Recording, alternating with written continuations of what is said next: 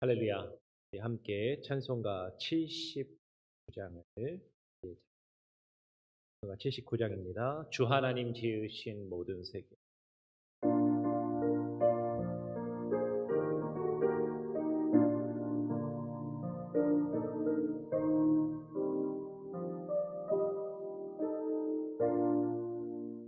주 하나님 지으신 모든 세계 내 마음 속에 그리워볼 때 하늘의 별 울려 퍼지는 뇌성 주님의 원등 우주에 찼네. 주님의 높고 위대하심을 내 영혼이 찬양하네. 주님의 높고 위대하심을 내 영혼이 찬양하네.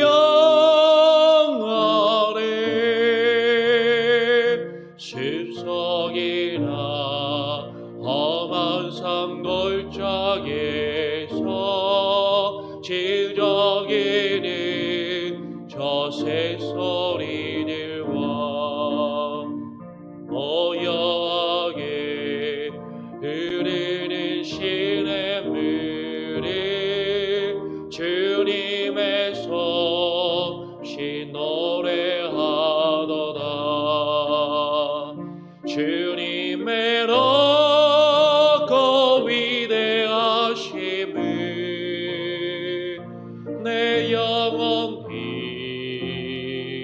찬양하네. 주님의 높고 위대하심을 내 영혼이 찬양하네.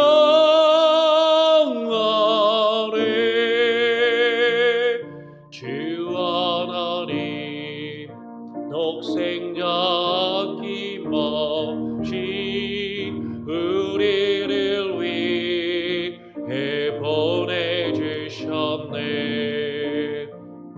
십자가에 피 흘려 죽으신 주 내 모든 죄를 구속하셨네. 주님의 높고 위대하심을 내 영혼이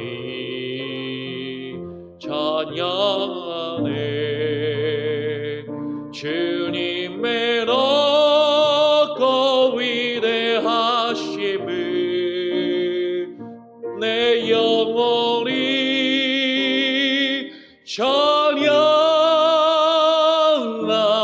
찬양하네. 내 주 예수 세상에 다시 올 때 저 천국으로 날 인도하리. 나 겸손히 엎드려 경배하며 영원히 주를 찬양하리라. 주님의 높고 위대하심을 내 영혼이 찬양하네. 주님의 높고 위대하심을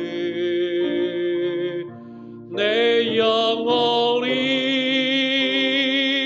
찬양하네.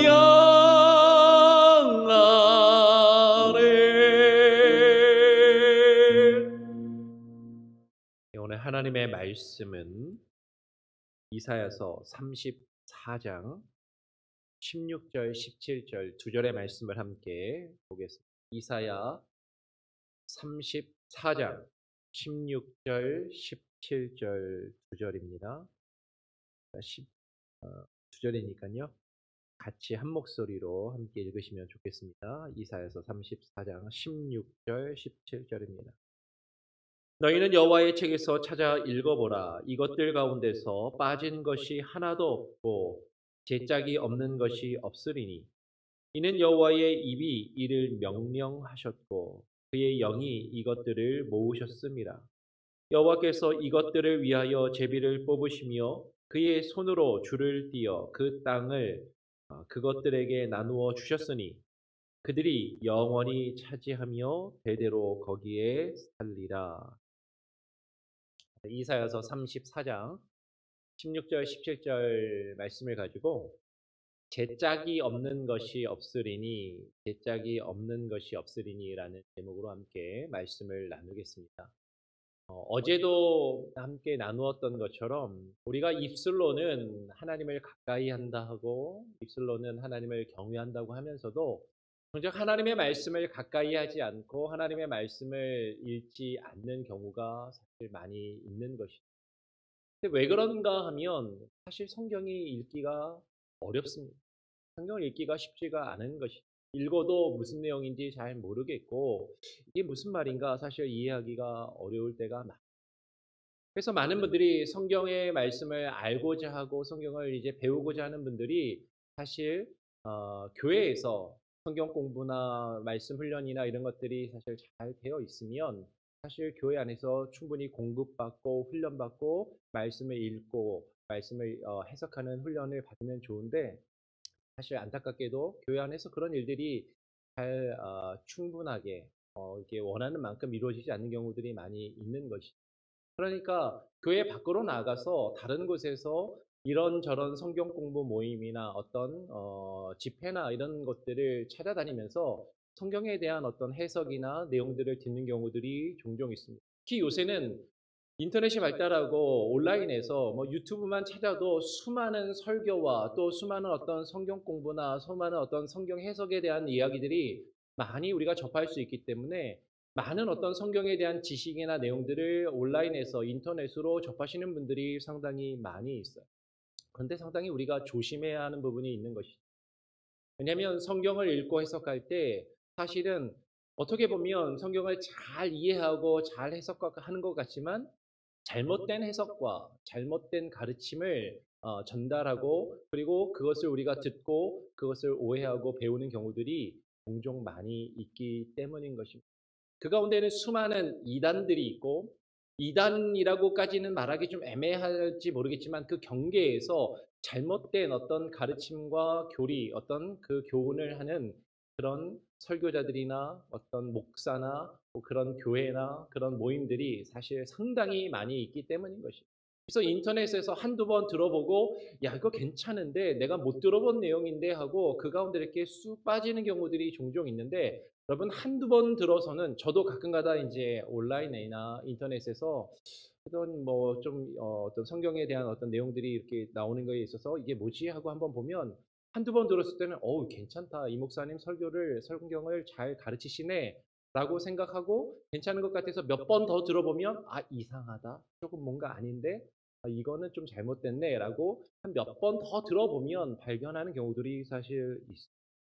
그래서 우리가 성경을 어떤 말씀이나 어떤 성경 공부를 할 때 너무 쉽게 빠져들거나 그것들을 받아들이는 것이 아니라 잘 분별하는 그런 지혜와 그런 능력이 우리에게 필요한 것이죠.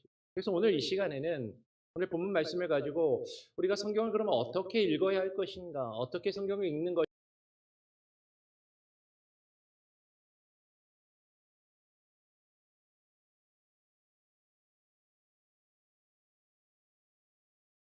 내용들을 통해서 접하는 것 중에 아마 흔히 짝구절 해석이라는 것을 들어보신 적이 있을 겁니다.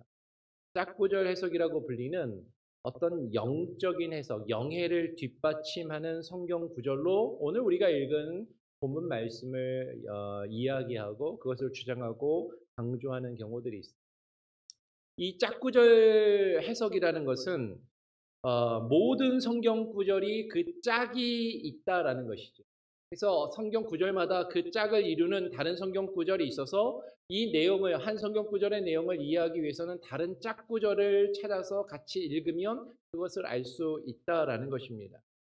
그래서 이 짝 구절 해석은 성경을 성경으로 해석한다라는 어떤 명분과 원칙을 가지고 있어요. 여러분 성경을 성경으로 해석하는 것은 옳은 것입니다. 아마 여러분도 이제 제 설교를 이제 같이 또 한 1년 넘게 같이 함께 말씀을 나누고 들으시면서 이제 조 목사도 설교를 할 때 다른 얘기보다는 성경을 다른 성경 구절로 같이 연결해서 이해하고 해석하려고 노력한다라는 것을 잘 아실 거예요. 그래서 성경을 성경으로 해석하고 이해하는 것은 분명히 옳은 방법이고 필요한 것이고 우리가 그렇게 해야 합니다. 그런데요, 지금 제가 말씀드리는 이 짝구절 성경 해석을 이야기하는 그런 대부분의 경우에는 좀 많은 문제가 있는 경우들이 있어요. 왜냐하면 이 짝구절 성경 해석을 이야기하는 많은 경우에는 이 성경 전체의 문맥을 이해하지 않고 그 본문이 있는데 그 본문이 가지고 있는 문맥과 흐름이 있습니다. 그 성경 본문의 문맥과 흐름을 이해하지 않고 그리고 전체 성경의 문맥을 이해하지 않고 어떤 단어 하나가 같다든지 비슷한 표현이 있다든지 하면 그 다른 두 개의 성경 구절을 딱 연결해 가지고 그것을 서로 어떤 내용을 이해하는 경우들이 많이 있기 때문인 것이죠. 그러면서 거기서 이것이 영적인 의미이고 영적인 교훈을 준다라고 해석하는 경우들이 많이 있습니다. 소위 말하는 영해라는 것을 하는 것이죠. 소위 말해서 성경을 쪼갠다라고 이야기를 합니다.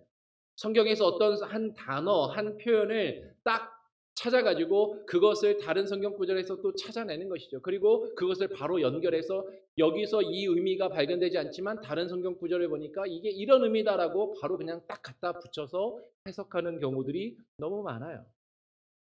근데 이것은 잘못된 해석인 것이죠.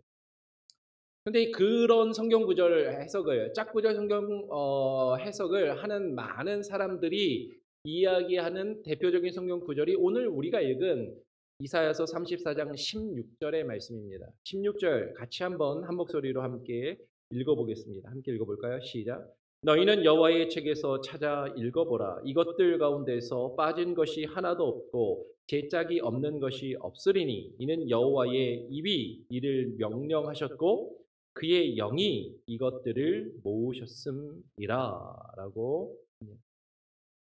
여러분 지금 이러한 해석의 짝구절 성경 구절의 해석은요. 지금 오늘 16절의 말씀을 가지고 이야기하는 겁니다. 여호와의 책에 기록된 것 가운데서 어느 것 하나 영적인 의미가 없는 것이 없다라는 거죠.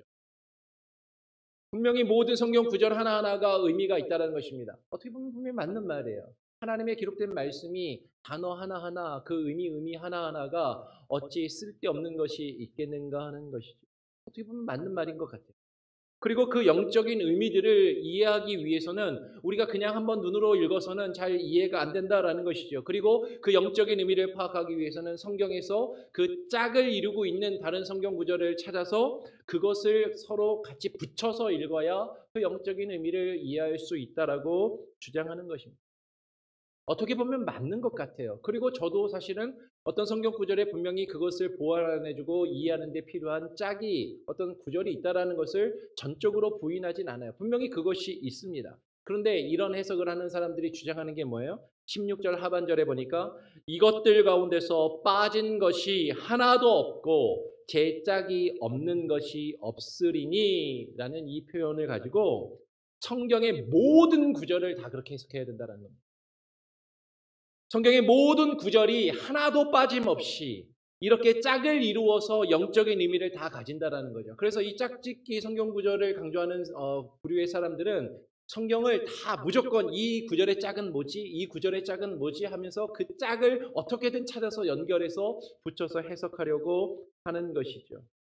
상당히 그럴듯하지만 이런 해석은 다시 아까도 말씀드린 것처럼 그 본문이 있으면 그 본문이 가지고 있는 흐름이 있어요. 문맥이 있어요.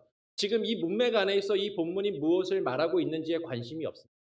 그것을 먼저 이해하고 파악하지 않고 그냥 이 구절 하나를 가지고 다른 멀리 떨어져 있는 다른 성경 구절의 짝을 찾아서 그것을 연결해서 해석하려고 하는 경우가 많은 것이죠. 전혀 성경의 문맥과 상관없이 지금 성경의 전체 흐름 가운데서 이 본문이 무엇을 말하고 있는지에 대해서 관심을 갖는 것이 아니라 서로 같은 단어만 있어도 그것을 비유적으로 상징적으로 소위 말하는 영적으로 영해를 하려고 하는 경우가 많아요. 이런 경우들이 대부분 이단들이 이런 해석들을 합니다. 요새 대표적으로 이런 짝짓기 성경 구절 해석을 많이 하는 그런 집단이 어디죠? 신천지가 그런 것이죠. 신천지가 단어 하나만 같으면 그 단어 하나를 끄집어 가지고 여기저기서 찾아서 그거를 쫙 붙여 가지고 이것이 어떤 영적인 의미, 교회에서는 들을 수 없는, 일반적으로 목사들한테는 들을 수 없는 그런 영적인 의미가 여기 있다라고 하면서 그것을 주장하고 성도들을 현혹해서 이단의 가르침에 빠뜨리는 경우가 있다라는.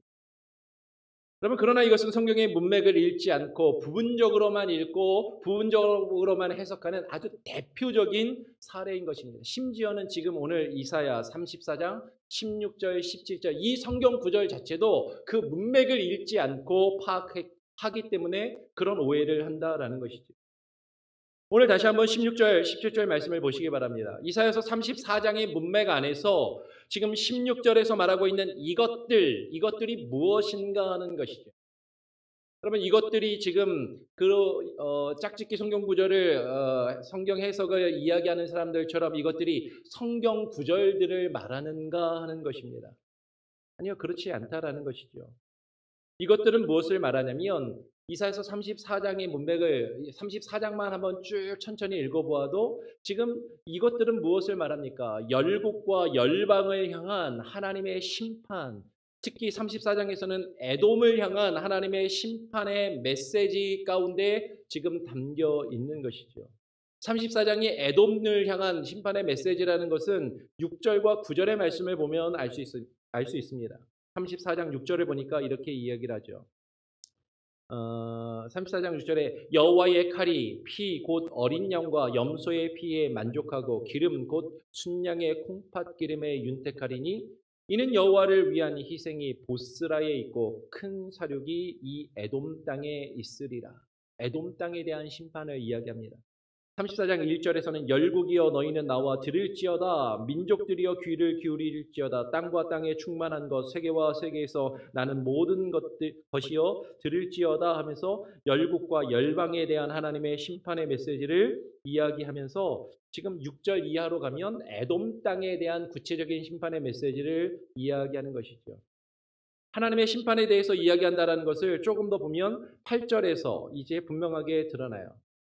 지금 8절에서 뭐라고 이야기합니까? 이것은 여호와께서 보복하시는 날이요. 여호와께서 보복하시는 날이요. 시온의 송사를 위하여 신원하시는 해라. 하나님이 그 시온의 어떤 신원, 하나님께 간구하는 것을 갚아주시고 보복하시는 신원의 해라는 것이죠. 그 하나님께서 그 보복하시는 날에 어떻게 하십니까? 오늘 9절, 10절을 보니까 이렇게 이야기합니다. 이사야서 34장 9절 10절에 에돔의 시내들은 에돔을 향한 심판의 메시지라고 말씀드렸죠. 에돔의 시내들은 변하여 역청이 되고 그 티끌은 유황이 되고 그 땅은 불붙는 역청이 되며 낮에나 밤에나 꺼지지 아니하고 그 연기가 끊임없이 떠오를 것이며 세세에 황무하여 그리로 지날 자가 영영이 없겠고 지금 에돔 땅을 하나님이 심판하셔서 그 에돔 땅이 황폐하게 될 것을 지금 이야기하는 것이죠. 하나님 여호와의 심판이 임한 그 에돔 땅이 어떻게 될 것인가? 그 에돔 땅을 하나님께서 심판하셔서 그 에돔 땅을 이제는 그 에돔의 거민이 아니라 짐승들이 차지할 것을 이야기합니다. 하나님의 심판이 임한 그 에돔 땅에 짐승들이 찾아와서 짐승들이 그 땅을 차지하고 그 짐승들이 각기 짝을 이루어 그 땅에 거할 것을 지금 예언하는 것이에요. 그래서 짝에 대해서 이야기할 때 그 짝이 뭐냐면 에돔 땅의 심판 가운데 이제 에돔 땅에 나타나는 짐승들을 이야기하는 것이죠. 그래서 11절을 보면 각각 짝을 이루어서 이렇게 이야기합니다. 11절 이하에 보면 11절에 당아새와 고슴도치가 짝을 이루는 것이죠. 그리고 부엉이와 까마귀가 짝을 이룹니다.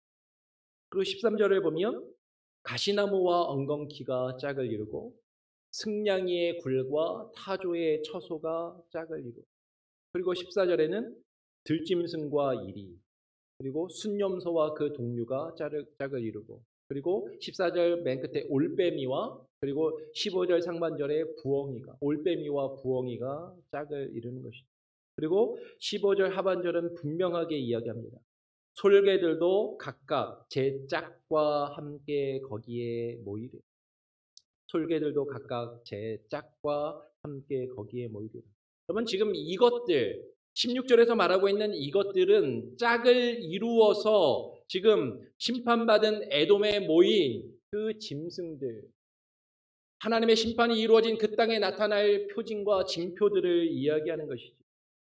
이사야서 34장의 문맥 안에서 16절에서 지금 나타나는 이것들은 여호와의 심판의 날에 하나님께서 나타내 보이실 그 심판의 표징과 그 표시들을 이야기하는 것입니다. 근데 이 심판의 표시들이 하나만 딱 그냥 나타나는 것이 아니라 부인할 수 없게끔 각각의 짝을 이루어 분명한 증거로서 그 앞에 나타날 것을 이야기하는 것이죠. 좀 더 볼까요? 오늘 문맥 안에서 16절 맨 끝에 하반절을 보면 뭐라고 이야기합니까? 이는 여호와의 입이 이를 명령하셨고 그의 영이 이것들을 모으셨음이라. 여기서 여호와의 입이 명령하시고 그의 영이 이것들을 모으셨다라는 것이 짝구절 성경 구절을 이야기하는 사람들처럼 성경 구절을 하나님이 명령하시고 성경 구절을 모으셨다라고 그렇게 말할지도 모르겠어요. 근데 성경 구절이 아니다라는 것입니다. 다시 말씀드리지만 심판의 날에 나타날 그 심판의 징표들을 하나님께서 짝을 이루셔서 분명하게 드러나게 하신다라는 것이죠. 그리고 여호와께서 그 심판을 명령하셨고 그 심판을 하나님께서 분명히 이루시기 위하여 그 징조들을 모으시고 그 땅 가운데 분명히 나타내 보이실 것을 말씀하시는 것입니다. 이것은 여호와께서 에돔과 열방과 에돔을 향한 심판을 예언하시고 그 심판을 반드시 행하실 것이라는, 하나님의 심판이 반드시 이루어질 것이라는 것을 강조하는 그런 내용이다라는 것이죠.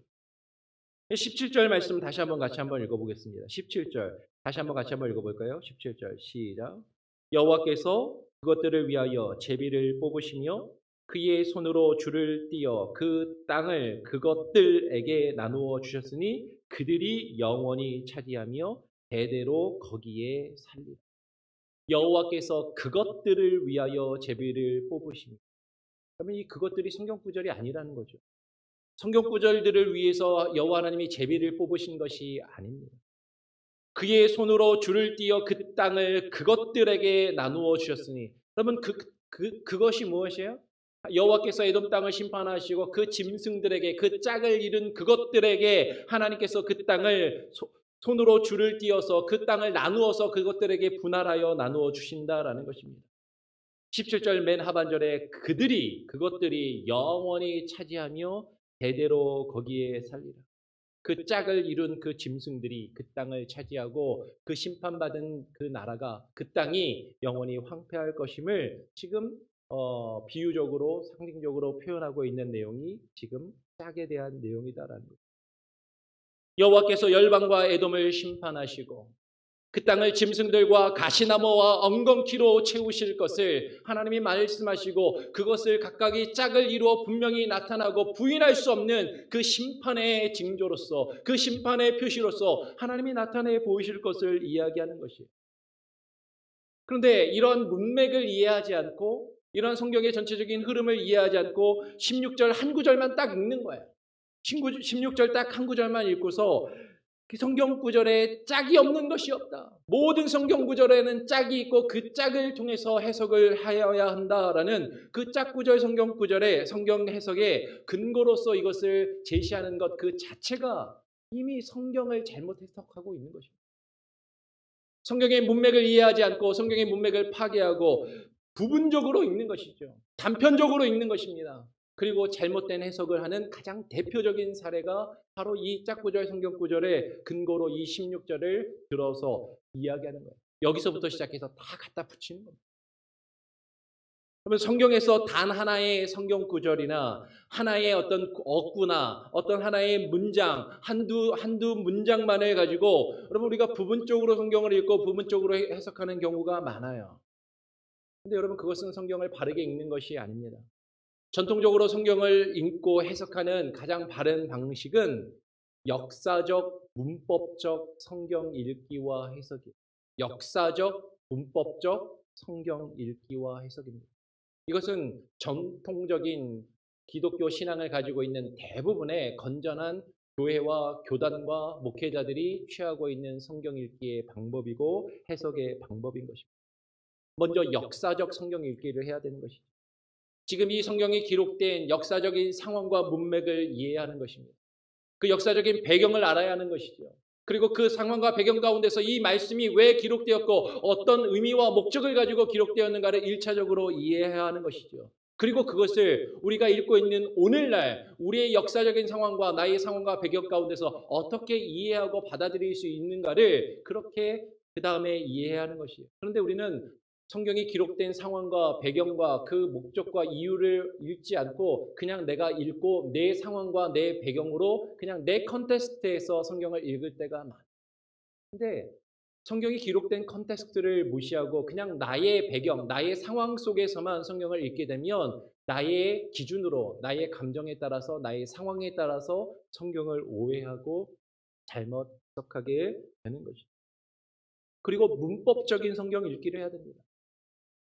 이 문장이 정확하게 주어가 무엇이고 목적어가 무엇이고 동사가 무엇인지 정확한 문법적인 성경 읽기를 해야 되는 것이죠. 그리고 이 문장이 이 단어가 지금 의미하고 있는 것이 무엇인가? 그리고 이것이 지금 전체 문단 안에서 전체 글의 흐름 안에서 무엇을 이야기하고 있는 것인가? 그 이야기의 흐름과 문맥을 정확하게 이해하면서 그것을 해석해야 하는 것입니다.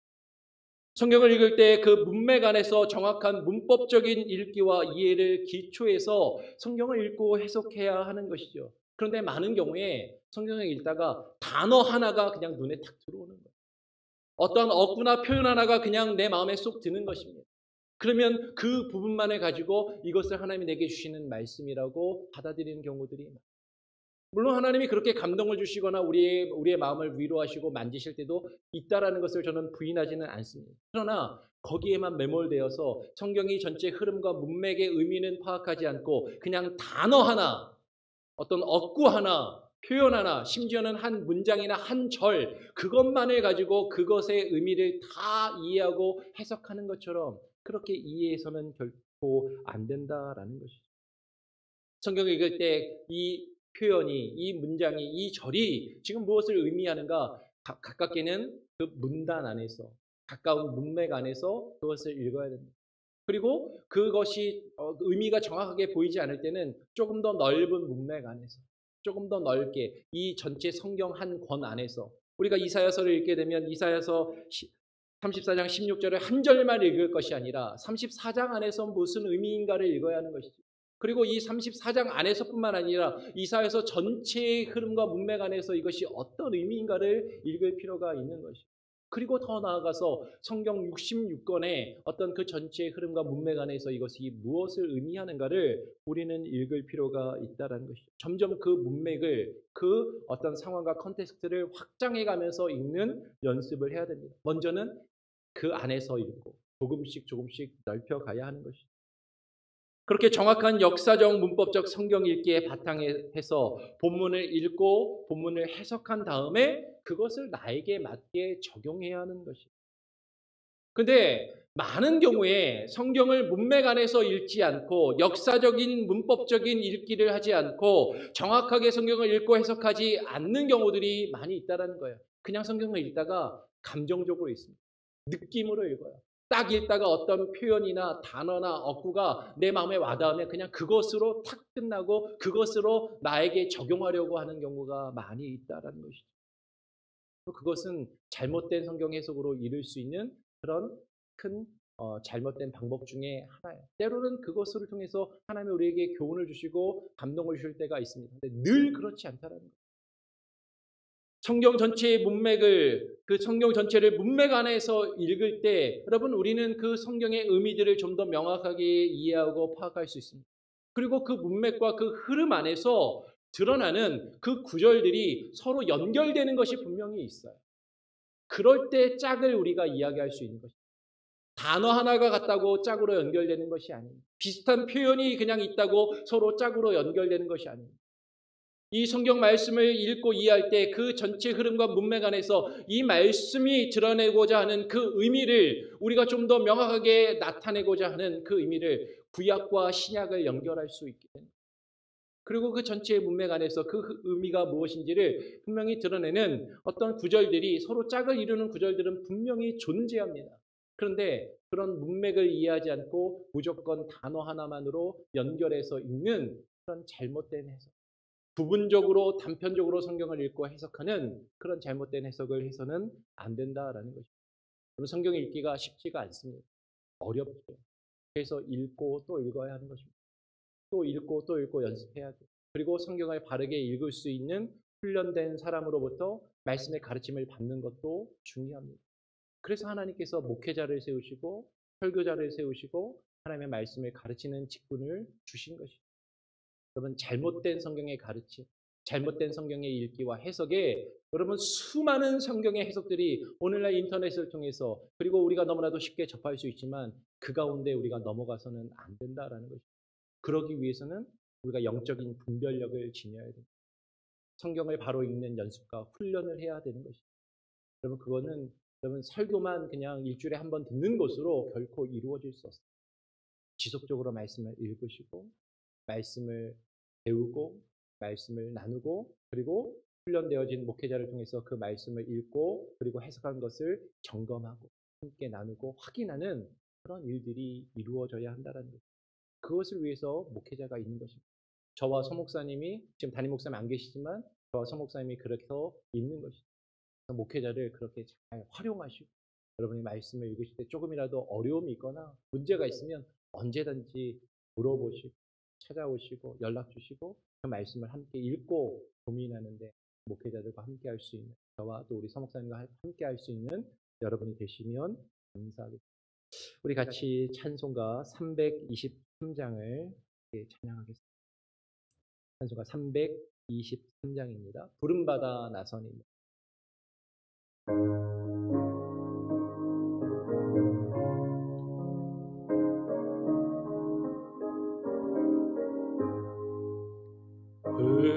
부름받아 나서니모 어디든지가 오리다. 괴로우나 즐거우나 주만 따라가오리니 어느 누가 막으리까. 죽음이 줄 막으리까. 어느 누가 막으리까. 죽음이 늘 막으리까. 악을 걸쳐 빈들에도 복음 들고 가오리다. 소돔 같은 거리에도 사랑하고 찾아가서 종의 몸에 지닌 것도 아낌없이 드리리다. 종의 몸에 지닌 것도 아낌없이 드리리다. 존귀 영광 모든 권세 주님 홀로 받으소서. 멸시전대 십자가는 제가 지고 가오리다. 이름 없이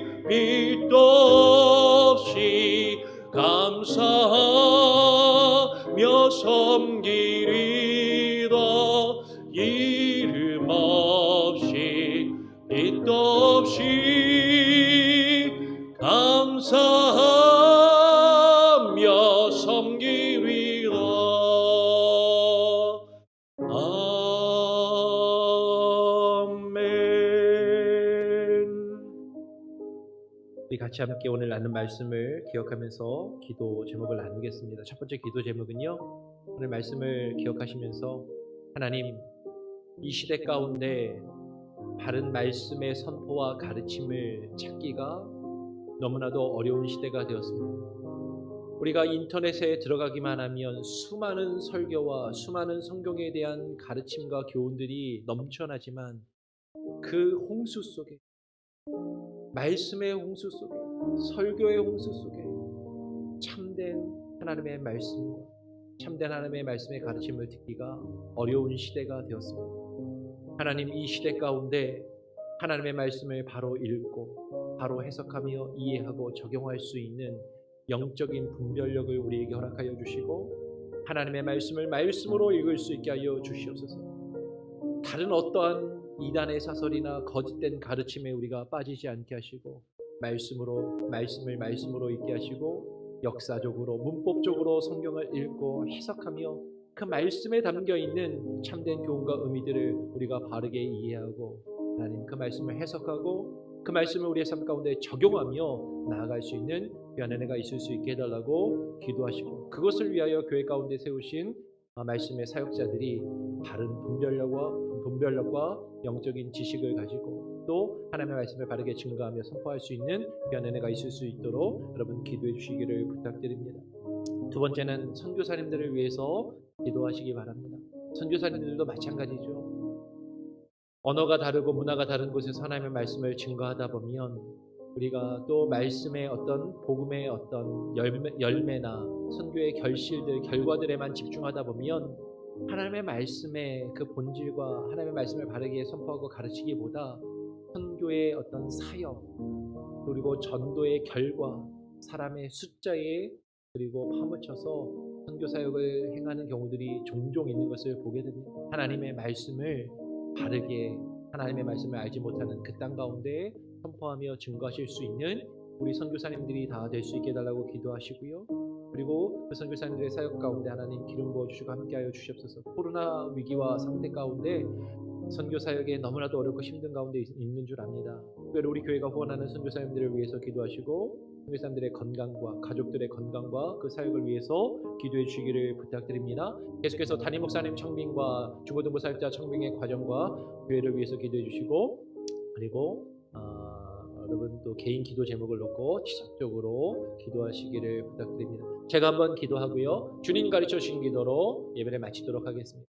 하나님 감사합니다. 오늘 이 아침에 우리가 하나님의 말씀을 읽고 또 고민해 봅니다. 하나님 우리가 성경을 읽으면서 성경이 거룩한 하나님의 말씀이기에 그 말씀에 담겨있는 영적인 의미들을 깨닫고 분별하길 원하지만 그 영적인 의미들을 소위 말하는 영적인 해석으로 성경이 우리에게 말씀하고자 있는 그 문맥과 그 의미와 내용들을 파괴하고 그것들을 이해하지 않고 그것들을 무시하고 그냥 나의 느낌과 상황과 감정에 따라서 영적인 교훈이라고 이해하며 해석하지 않게 하여 주시옵소서. 하나님의 말씀 그대로 읽게 하시고 말씀의 흐름과 내용에 따라 그 문맥에 따라서 상황에 따라서 하나님 바르게 잘 읽고 이해하며 해석할 수 있는 다른 영적인 분별력과 판단력과 하나님 영적인 지식을 하나님의 말씀에 대한 지식과 교훈을 하나님 우리에게 허락하여 주시옵소서. 그것을 위하여 세우신 사역자들이 말씀을 바르게 읽고 연구하며 그 말씀을 바르게 증거하고 선포하며 가르칠 수 있는 귀한 은혜가 있게 하시고 그런 직분을 바르게 감당하게 하시고 우리 교회 가운데 그런 말씀의 나눔과 말씀의 훈련과 말씀의 사역이 하나님 풍성히 이루어질 수 있도록 하나님께서 길을 열어주시고 하나님께서 함께하여 주시옵소서. 말씀을 증거하며 온 땅 가운데 흩어져 주의 말씀을 증거하는 선교사님들의 사역 가운데도 동일한 은혜와 역사하심을 하나님 나타내 주시고 그들의 사역을 통하여 하나님의 말씀을 알지 못하고 죽어가는 수많은 영혼들이 예수 그리스도를 믿고 돌아오며 참된 복음의 그 진리 가운데 무릎 꿇고 나아갈 수 있는 귀한 은혜가 선교사님들 통하여 있게 하시고 특별히 우리 교회가 원하는 선교사님들의 그 사역을 통하여 하나님 이루어지게 하여 주시옵소서.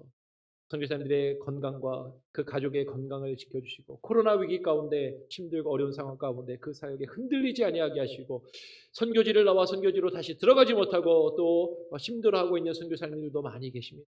그들의 사역을 하나님 붙들어 주시고 그들의 하나님 그 땅에 다시 들어가 선교의 사역을 시작할 수 있는 그 길을 속히 열어 주시옵소서. 우리 교회 가운데 하는 담임 목사 청빙의 가정을 코로나 위기 가운데 잠시 보류하고 멈추기로 하였습니다.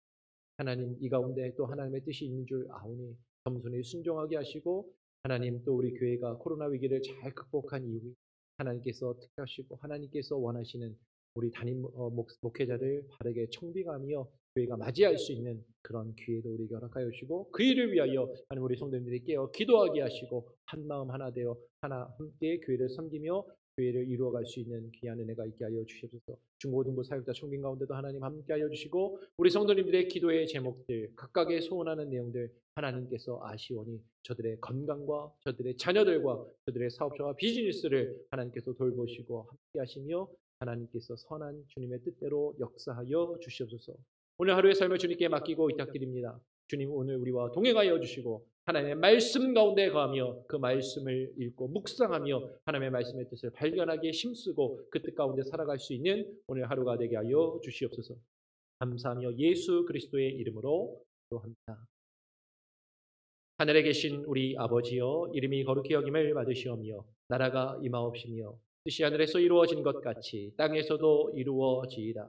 오늘날 우리에게 일용할 양식을 주옵시고 우리가 우리에게 죄 지은 자를 사하여 준 것 같이 우리 죄를 사하여 주옵시고 우리를 시험에 들게 하지 마옵시고 다만 악에서 구하옵소서.